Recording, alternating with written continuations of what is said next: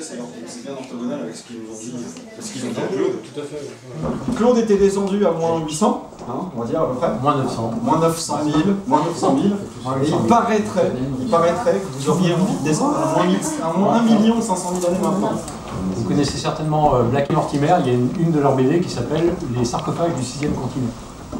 Je vous incite à la relire si vous ne l'avez pas lu. C'est la bande dessinée qui nous a décidé à appeler notre projet Subglacial. Il y a environ 1 million d'années, s'est passé quelque chose d'assez extraordinaire dans le fonctionnement de la machine climatique. C'est que cette espèce de respiration du climat terrestre, tous les 100 000 ans, avec du froid pendant 80 000 ans, et puis 20 000 ans de période chaude, à nouveau du froid pendant 80 000 ans. Et bien, quand on se projette au-delà de 1 million d'années, ça se passe tous les 40 000 ans. Tous les 40 000 ans, en fait, on a une période glaciaire qui est beaucoup moins froide que ce qu'on a connu depuis 1 million d'années, et des périodes chaudes qui sont à peu près aussi chaudes que celles qu'on connaît depuis environ 400 000 ans. Alors ça, déjà, c'est une interrogation. Pourquoi le climat, tout à coup, s'est mis à battre à une rythmicité complètement différente?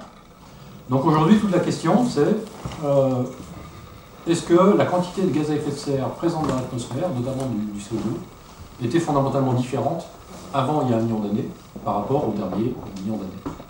Cette aventure, cette quête qu'on va chercher dans la glace antarctique, c'est ramener la question fondamentale de aujourd'hui en tant que société humaine, où on doit placer le curseur dans notre consommation d'énergie et dans nos émissions de CO2 pour produire un climat qu'on sait encore gérer. Et ça nous ramène à aller chercher la glace qui a 1,5 million d'années.